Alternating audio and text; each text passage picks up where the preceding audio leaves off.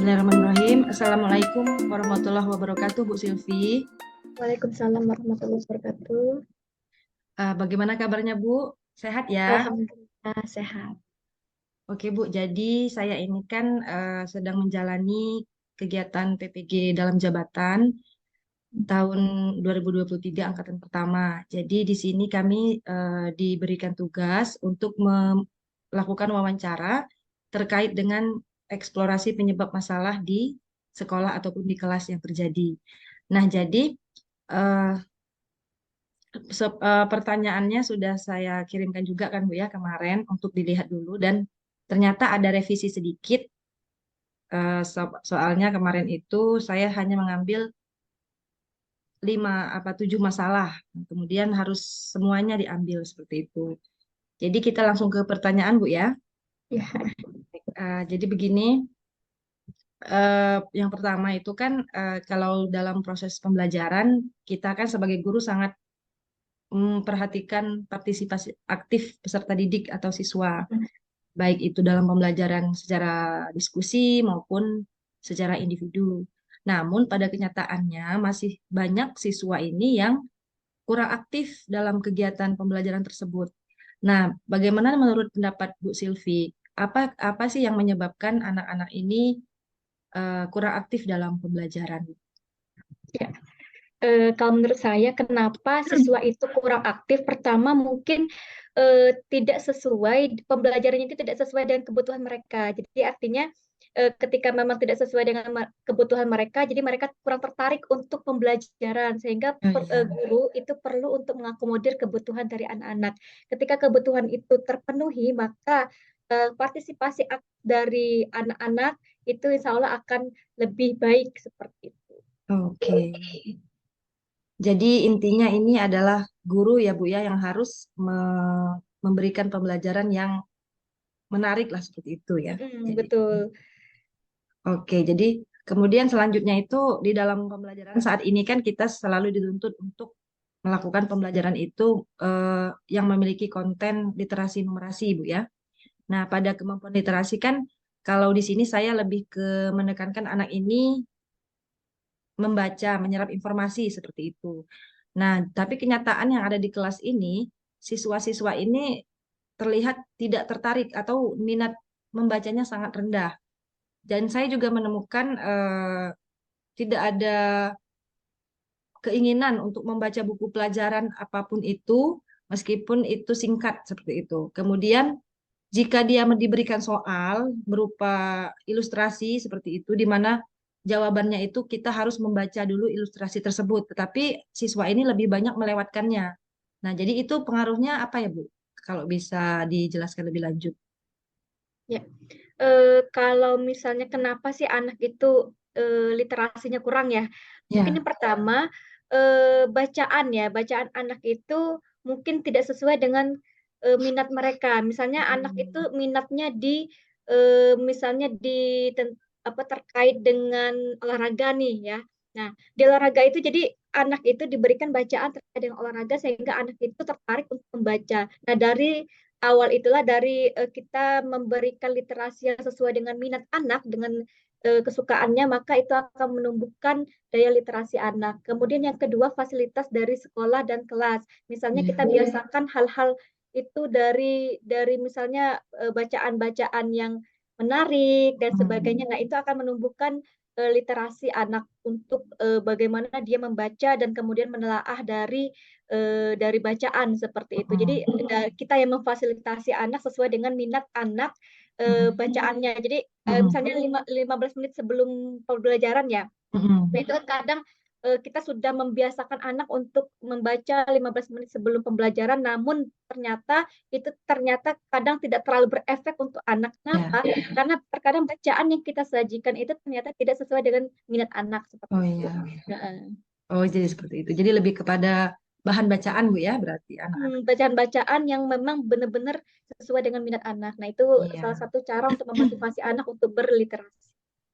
Nah, kemudian kalau untuk yang kemampuan numerasinya, Bu, mereka juga kalau taruhlah misalnya saya menekankan di sini kepada numerasi matematika seperti itu kan, karena numerasi matematika itu kan berhubungan dengan kemampuan dasar anak ya Bu ya, dalam berhitung, misalnya mengenal bilangan dan sebagainya.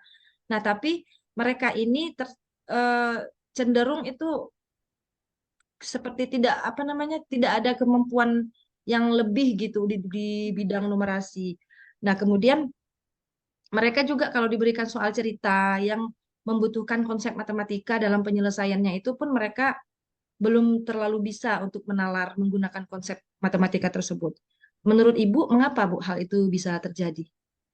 Ya, yang pertama mungkin karena apa ya, dari sisi kita ya beranggapan bahwa numerasi itu selalu beridentik dengan pelajaran matematika, padahal tidak. Numerasi itu mencakup seluruh pelajaran. Nah, ini yang harus menjadi titik poin dari kita sebagai guru kelas, apalagi kita guru kelas mengajar banyak Ya. pelajaran. Nah, jadi dari setiap pembelajaran itu kita kenalkan dengan numerasi. Misalnya dari IPS ya, misalnya pelajaran IPS itu kita bisa memperkenalkan konsep numerasi itu dengan grafik kerjaan dari wali murid kita seperti itu. Nah, itu akan membiasakan anak untuk bernumerasi. Kemudian juga dari sehari-hari, misalnya dari fasilitas sekolah ya, misalnya di perpustakaan.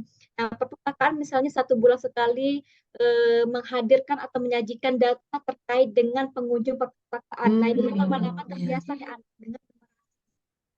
Kemudian juga di sekolah atau lantai yang bisa membuat anak untuk apa istilahnya kenal dengan numerasi tersebut. Artinya numerasi itu adalah sesuatu yang tidak asing bagi mereka. Dengan pembiasaan-pembiasaan dengan apa menggiatkan numerasi di semua pelajaran, tidak hanya sekedar matematika ya. Kemudian juga fasilitas sekolah yang membiasakan anak untuk bernumerasi seperti tadi, misalnya di perpustakaan disajikan grafik dan sebagainya. Nah, ini akan lama-lama membuat anak untuk terbiasa dengan yang namanya numerasi. Oh, Seperti itu. berarti kita lebih ke pembiasaan yang diterapkan dalam kehidupan sehari-hari, Bu ya, tidak harus matematika berhitung seperti itu, Bu ya. Betul. Oke. Kemudian juga mungkin menghadirkan konteks dari masalah sehari-hari yang kita bawa ke kelas dalam konsep numerasi. Nah, itu akan menjadi sesuatu yang menarik bagi anak, sesuatu yang memang sudah mereka apa namanya mereka lihat sehari-hari, kemudian masalah sehari-hari yang kita pecahkan kita bawa ke dalam kelas. Nah, itu akan membuat mereka tertarik dengan numerasi karena itu akan menjadi sesuatu yang dekat dengan mereka. Iya, betul. Oke. Nah, kemudian berkaitan dengan kemampuan literasi, numerasi, kemudian keaktifan belajar tadi, itu kan pasti ada faktor yang lain ya, Bu ya, yang menjadi apa tuh namanya penghambat hasil belajar yang baik bagi siswa seperti itu kan. Dan itu salah satunya mereka mengalami kesulitan, Bu, dalam belajar di kelas seperti itu kan. Nah, faktor-faktor kesulitan belajar siswa ini apa saja, Bu, yang menyebabkannya? Yang menyebabkan kesulitan anak untuk berliterasi dan numerasi ya. Yang pertama mungkin pembelajarannya kurang terdiferensiasi ya. Artinya Hmm. di sini strategi guru untuk bisa membuat anak tertarik itu dengan pembelajaran diferensiasi. Nah, ini guru harus bisa melihat bagaimana profil belajar murid, bagaimana kemampuannya. Nah, ini kita harus menyesuaikan dengan kemampuan anak. Jangan sampai nanti kemampuan anaknya masih misalnya dari skala 1 sampai 10 kemampuan anaknya 5, kita beri bacaannya 10. Nah, ini tidak akan nyambung istilahnya. Artinya literasi numerasi anak ini tidak akan sulit bagi anak untuk bisa tertarik dengan literasi dan numerasi tersebut. Kemudian dari sisi prosesnya, bagaimana anak itu misalnya sukanya individu ataupun kelompok. Nah, ini juga menjadi pertimbangan dari guru. Kemudian juga dari sisi konten. Nah, bagaimana guru menghadirkan konten yang menarik, kemudian juga sesuai dengan minat anak dan gaya belajar anak.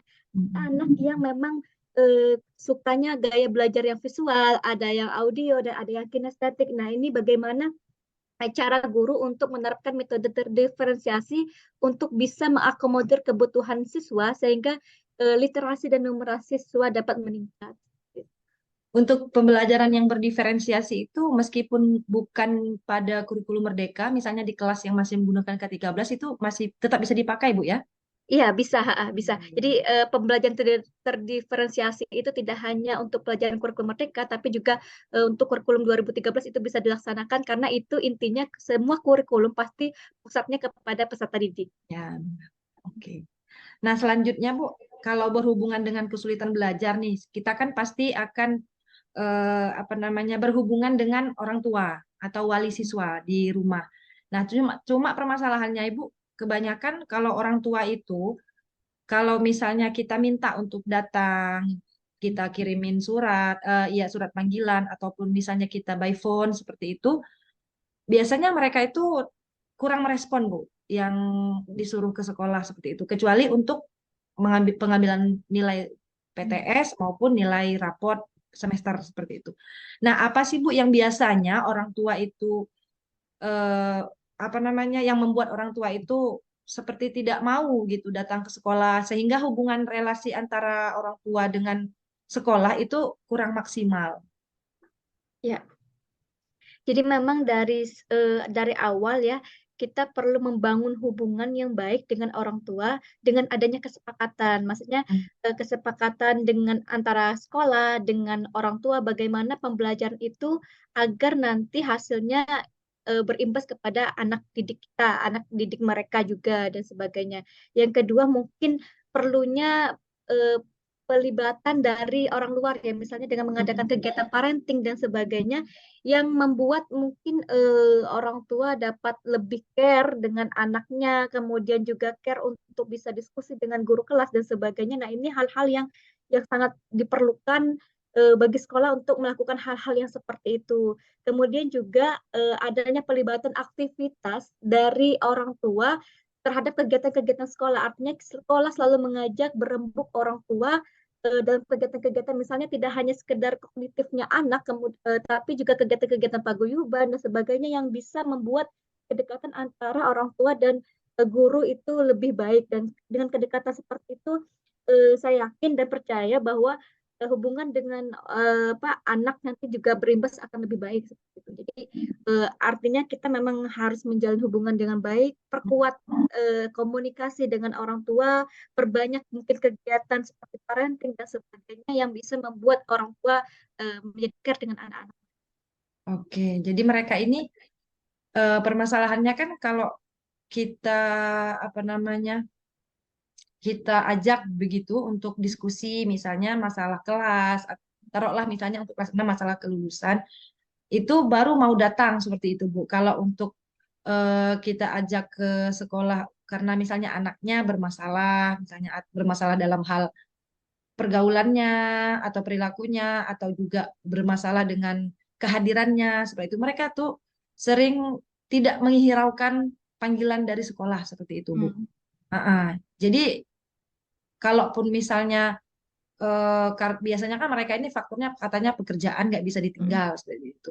Kira-kira kalau oke lah kalau faktor pekerjaan memang kita kadang-kadang memang ada orang tua yang memang tidak bisa meninggalkan pekerjaan, yang memang harus ada di situ seperti itu. Nah, cuma eh, kira-kira apakah memang itu salah satu hanya itu Bu, faktor orang tua itu tidak mau datang ke sekolah? Apakah hanya faktor pekerjaan atau mungkin ada faktor yang lain bisa jadi kan Bu ya? Ya, yang pertama mungkin dari sisi bahasa kita dalam mengajak ya, Hmm. bagaimana agar orang tua itu dapat, bagaimana kita ya membangun hubungan yang hangat dengan orang tua dengan bahasa-bahasa kita yang membuat mereka merasa terenyuh mungkin ya dalam tanda kutip agar dapat bisa berkomunikasi dengan kita. Kemudian yang kedua, kemudian kita mencari waktu bagaimana orang tua itu bisa hadir. Mungkin kita tawarkan kepada mereka pendapat mereka seperti apa, kapan kira-kira bisa hadir ke sekolah. Nah, mungkin di situ akan membuat orang tua merasa lebih nyaman, kemudian juga merasa, oh ya, pendapat mereka apa Mm-mm. istilahnya diterima gitu kan. Kalau kita yang menentukan kapan Bu di sini, kemudian hari ini jam sekian, nah mungkin mereka akan merasa terbebani. Tapi kalau misalnya kita tanyakan kepada mereka Bu, kira-kira kapan bisa untuk berkomunikasi dan sebagainya, nah mungkin ini mereka akan merasa lebih istilahnya lebih dihargai seperti itu. Iya, iya. Kemudian kalau misalnya memang tidak bisa untuk hadir, nah mungkin sekali-sekali kita yang mungkin berkunjung dan Oh sebagainya, iya. siapa tahu mungkin terkadang masalah anak itu karena ada latar belakang keluarga dan sebagainya yang kita nggak tahu anak itu seperti apa kehidupannya. Namun dengan adanya kunjungan kita ke rumah dan sebagainya, kita lebih memahami bagaimana background dari murid kita dan kenapa akhirnya dia berbuat seperti itu. Nah, Hmm. itu juga salah satu cara kita untuk mengenali murid-murid kita, Hmm. termasuk keadaan dari keluarga mereka. Iya, betul. Oke. Nah, Bu, selanjutnya di dalam proses mengajar. Nah, seorang guru ini misalnya masih ada seorang guru itu yang belum memanfaatkan model pembelajaran yang inovatif dan sesuai dengan karakteristik peserta didik dan materi. Nah, apa yang bisa menyebabkan guru tersebut masih belum memanfaatkan pembelajaran inovatif, Bu? Ya, yang pertama mungkin kurangnya pemahaman akan teknologi ya, karena Ya, hampir rata-rata saat ini semua model, semua metode dan sebagainya itu banyak sekali memanfaatkan teknologi. Nah, itu mungkin karena kemampuan dari teknologinya yang masih kurang. Nah, ini menjadi PR sebenarnya untuk berkolaborasi dengan teman-teman yang lain, terutama untuk guru-guru yang muda, untuk membantu teman-teman kita baik yang masih satu umuran atau mungkin di atas kita, bagaimana kita berkolaborasi agar pembelajaran itu menjadi lebih menarik. Karena sekarang ini eh, kalau dibilang pelatihan dan sebagainya itu sangat banyak sekali bahkan free, ya, dan kita tinggal memilih lah istilahnya. Kalau dulu benar. memang bayar ya dan sebagainya, kemudian offline dan offline banyak sekali. Artinya sebenarnya ada alasan aslinya Iya, untuk tidak memanfaatkan kecanggihan teknologi iya. saat ini. Namun ini mungkin kalau kita misalnya memang ada teman-teman kita yang tidak bisa untuk teknologi dan sebagainya. Nah, ini menjadi PR bagi sekolah bagaimana meningkatkan kemampuan dari guru-guru agar bisa memanfaatkan teknologi saat ini. Kemudian juga mungkin adanya apa ya istilahnya coaching ya, misalnya dari yang bisa untuk menerapkan teknologi dan sebagainya kepada teman-teman yang tidak, Iya, seperti itu. Nah, betul. jadi kolaborasi di Iya, antara sekolah itu menjadi sesuatu yang sangat penting, iya, dan apa istilahnya, kalau sekarang ini kan zamannya kolaborasi ya, iya. kolaborasi itu menjadi titik kunci bagi kesuksesan suatu Oh, sekolah, karena sekarang ini bukan kompetisi lagi tapi iya, kolaborasi. benar. Iya, benar. Harus memajukan pendidikan bersama, Bu ya. Betul, heeh. Nah, kemudian Bu, kalau jawaban Ibu tadi kan sudah mengarah kepada penyebab guru belum optimal dalam menggunakan teknologi. Jadi kayaknya pertanyaan itu sudah terjawab tadi di pertanyaan yang pembelajaran inovatif tadi, Bu ya. Jadi kita langsung ke pertanyaan yang terakhir, itu dalam kegiatan belajar mengajar masih ada guru yang belum mengembangkan materi yang fokus pada kemampuan literasi numerasi dan juga belum mengembangkan ke arah kemampuan berpikir tingkat tinggi, Bu. Nah, apa Bu penyebabnya menurut Ibu jika masih ada guru yang belum mengembangkan materinya tersebut seperti itu? Ya, pertama mungkin ya, kalau saya berpikir itu karena pesimis ya. Ada Oh, ya. artinya ada rasa pesimis dari guru, mereka anak-anak saya kemampuannya seginilah, nggak mungkin Ya, bisa betul. untuk berpikir tingkat tinggi ya seperti Heeh, itu ya. heeh, Kadang heeh. ternyata sebenarnya anak itu ketika memang diasah, dituntun, itu bisa memiliki kemampuan berpikir tingkat tinggi ketika memang ia terbiasa. Karena sesuatu yang terbiasa nanti lama-lama akan biasa seperti itu kan. Kalau misalnya guru apa mindsetnya masih ini tidak mungkin, nah itu akan sulit.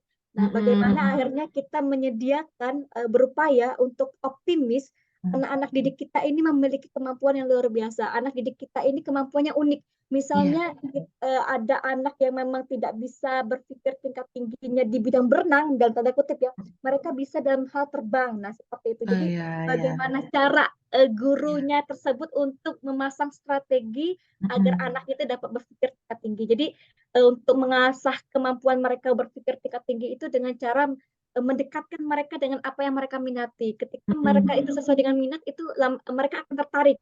Nah, dengan tertariknya itu, rasa tertariknya itu, mereka akan bisa kita arahkan ya, kita tuntun untuk berpikir tingkat tinggi seperti itu. Iya, iya, betul. Lebih kepada pembiasaan. Pertama mindset kita ya bahwa anak itu Iya. semuanya memiliki potensi, anak itu memiliki keunikannya masing-masing, dan bagaimana guru apa memasang strategi yang dapat membuat anak itu nyaman dan juga tertarik agar bisa mengasah kemampuan berpikir tingkat tingginya tersebut. Oke, oke Bu. Tadi kan saya bilang terakhir ya, ternyata masih ada satu lagi yang belum saya tanyakan. Bagaimana Ibu memandang suatu sistem sekolah, misalnya di dalam sekolah itu ada guru yang seperti tidak mau ataupun tidak berkeinginan atau mungkin belum menyempatkan untuk mengaplikasikan teknologi terbaru dalam pembelajarannya, entah itu dalam hal membuat soal ulangan ataupun dalam hal membuat materi pembelajaran yang menarik gitu, tapi yang berhubungan dengan penerapan teknologi dalam pembelajaran. Bagaimana menurut Ibu? Ya. Yang pertama mungkin kita sebagai teman sejawat ya mungkin ya menanyakan dulu kenapa apa alasannya misalnya apa yang dirasakan oleh guru tersebut terhadap teknologi dan sebagainya, apa yang menjadi permasalahan dari guru tersebut sehingga dengan kita tahu masalahnya kemudian kita sama-sama mencari solusinya. Terkadang misalnya dia nggak bisa berteknologi mungkin karena tidak memiliki laptop dan sebagainya ataupun hal-hal lainnya yang dari alasan tersebutlah kita bisa mengambil atau istilahnya mencari solusi bersama sehingga nanti teman-teman kita yang tidak menggunakan teknologi dan sebagainya itu bisa menggunakannya. Kemudian yang kedua, penting bagi kita misalnya kalau misalnya pelatihan ya, itu kita sama-sama itu akan mengasah apa ya istilahnya semangat Ya. untuk kita mengembangkan model, mengembangkan cara pembelajaran dan sebagainya. Ketika misalnya kita melakukannya sendiri, itu mungkin akan terasa berat ya. Tapi kalau misalnya sama-sama, misalnya ada jadwal kita untuk misalnya pelatihan dan sebagainya, kita ajak sama-sama. Nah, mungkin dari situ akan apa istilahnya memotivasi teman-teman kita yang belum melakukan pengembangan teknologi dan sebagainya. Artinya di sini kemudian yang ketiga mungkin adanya apa ya istilahnya berbagi praktik baik ya. Semoga dengan kita berbagi praktik baik yang sudah kita lakukan, teman-teman kita akan termotivasi untuk melakukan hal yang sama bahkan mungkin lebih. Jadi ketika mereka melihat oh ternyata ada peningkatan hasil belajar siswa, kemudian juga siswanya tertarik, siswanya semangat dalam belajar. Nah, ini mungkin semoga dengan apa aksi nyata yang kita lakukan itu bisa menjadi inspirasi bagi mereka. Oke. Nah, kan ada juga di sekolah itu yang oleh gurunya itu memberikan pengalaman katanya kan tidak ada fasilitas yang cukup Bu kalau mau menerapkan teknologi. Nah, itu bagaimana Bu? Apakah kalau untuk sarana prasarana kan kita sebagai guru tidak bisa terlalu ikut campur Bu ya karena ini kan urusannya dengan pemerintah. Nah, bagaimana supaya kita itu walaupun dalam keadaan terbatas tetap bisa menggunakan teknologi? Ya, yang pertama mungkin ketika memang teknologinya terbatas dan sebagainya ya, kita bisa memanfaatkan lingkungan sekitar. Jadi lingkungan sekitar kita misalnya sekolah kita yang dekat pasar, nah kita pasar itu bisa kita manfaatkan dalam pembelajaran terkait dengan perekonomian misalnya dan sebagainya, atau misalnya yang yang sekolahnya dekat pantai, kita bisa tentang apa lingkungan dan sebagainya. Jadi pemanfaatan lingkungan sekitar itu juga sangat berpengaruh bagi keaktifan dan kemudian juga kemudahan bagi anak-anak dalam belajar. Itu yang pertama. Kemudian masalah teknologi yang kedua, bagaimana manajemen dari sekolah ya untuk misalnya 1 tahun ya menganggarkan satu infokus, misalnya satu laptop dan sebagainya yang akhirnya bisa dimanfaatkan oleh sekolah baik itu guru maupun siswa kita dalam pembelajaran sekarang karena memang mau tidak mau ya kodrat zamannya anak ya, Iya, zamannya anak sehingga banyak sekali kemarin ada beberapa yang bantuan Chromebook ya dan sebagainya benar. jeli bagi sekolah untuk bisa menangkap istilahnya peluang-peluang agar sekolah dapat istilahnya mendapatkan bantuan dan sebagainya. Kemudian juga bisa dengan bantuan dari wali murid. Artinya di sini wali murid kita ajak kerjasama dari wali murid misalnya ada yang membawa handphone dan sebagainya ataupun misalnya Android, laptop ataupun apapun bagaimana kerjasama kita dengan orang tua sehingga teknologi itu tetap bisa kita Oh manfaatkan iya, dalam pembelajaran anak-anak. oke. Oke Bu Sylvi, luar biasa sekali jawaban dari Bu Sylvi sudah sangat mewakili apa penyebab dari masalah-masalah yang ditemukan di sekolah ya, khususnya di kelas yang saya ampu. Sekali lagi terima kasih Bu Sylvi atas kerjasamanya. Sama-sama. Eh, Semoga mohon maaf sudah mengganggu waktu sore. Tidak apa-apa. Oke, saya tutup Bu ya. Ya. Terima kasih dan wassalamualaikum warahmatullahi wabarakatuh. Waalaikumsalam warahmatullahi wabarakatuh. Sukses untuk Saya PPG-nya. amin ya. Saya langsung akhiri Bu ya. Ya.